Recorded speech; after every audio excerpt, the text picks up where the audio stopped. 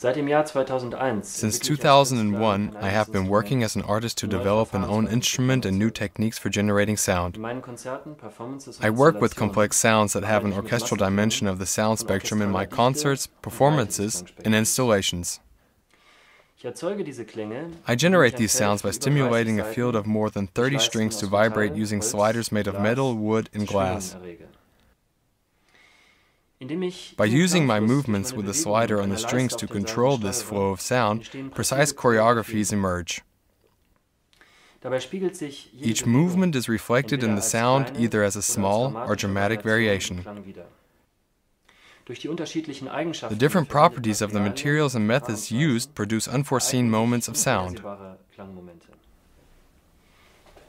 In my work, I place a lot of emphasis on synthesizing the effect of this music in the performance space with the visual composition of the specific location. To achieve this, I incorporate the position of the instrument as well as the lighting and the design of the space into my artistic work. In my works conceived for a specific performance space, I thus create different perspectives for listening and viewing as I did in the St. Gerion Basilica. The viewer can move between these perspectives and becomes himself part of the installation. Here you see an arrangement of strings that was taken from a piano. From this I built Chordeograph 1 in 2003 and 2004. Chordeograph is what I call both the instrument as well as my technique of generating sounds. I will now demonstrate these for you using a single string as an example. You can see here a mechanism that I constructed to research the different sound possibilities of individual strings. For a traditional stringed instrument such as the guitar, a string is shortened at one point, and this shortened string section then stimulated to produce sound at another point.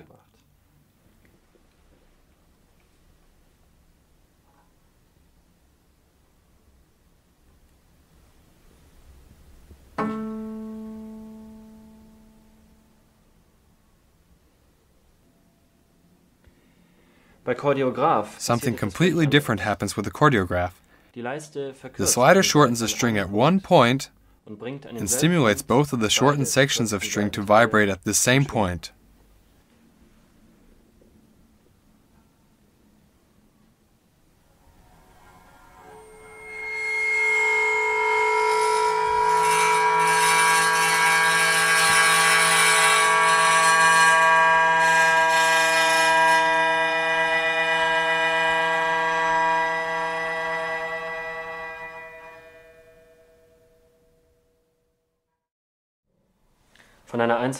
We go now from a single string to chordeograph 1.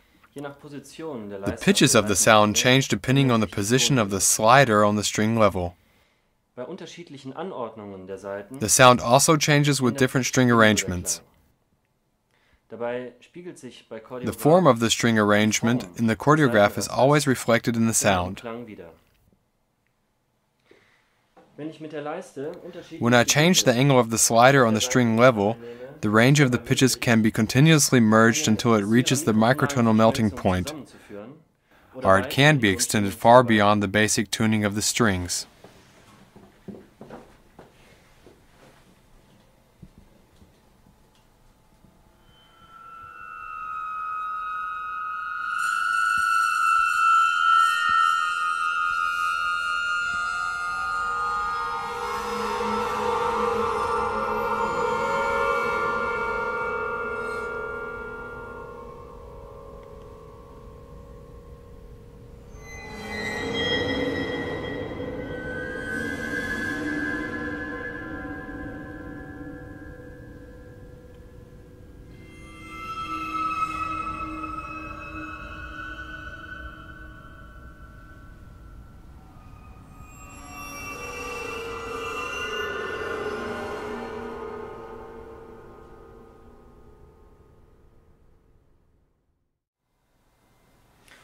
To allow for navigation at string level, I have stretched a series of orientation strings made of yarn behind the strings. These are arranged using two tape measures attached next to the strings. I have calibrated these tape measures based on a breakdown of all the strings into 120 equal units. This makes it possible to define specific proportional breakdowns at string level. By continuously transitioning from one position to the next when playing, I gradually create a field of sound movements that flow from one into another.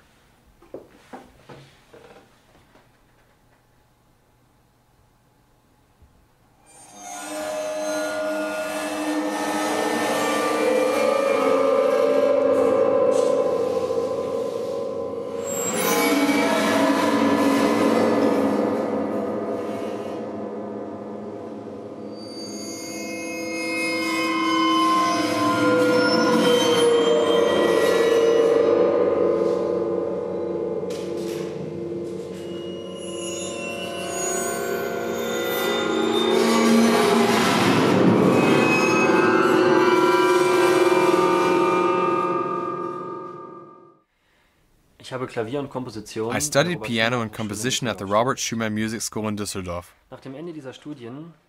After graduating, I began composing solo pieces for myself for the piano. However, in working on these pieces, I realized that the sound of the piano was no longer enough for me. Something else left its mark on me during a study trip that took me to India, to a place called Rishikesh. I took courses in playing the sitar and santur for 3 months at the Shivananda Ramesh Music School. This was the first time that I had held and played a stringed instrument. Our daily exercises focused on using a meditative precision to find our way into these sounds through listening and then playing them ourselves. At the same time, I started to experiment with strings as a means to generate sounds. A concrete motivation came out of the collaboration with the composer Nikolaus A. Huber. For the performance of his piece, Beds and Brackets for Piano Solo, I developed a playing technique with metal sliders directly on the strings inside the piano. I improvised using this approach, and in doing so, took the sliders that I had originally used only to shorten the strings and made it possible to simultaneously stimulate the strings to vibrate. This opened up completely new possibilities for generating sound. This was the decisive moment in the development of the Chordeograph, when all of the influences intersected at once to produce the Chordeograph.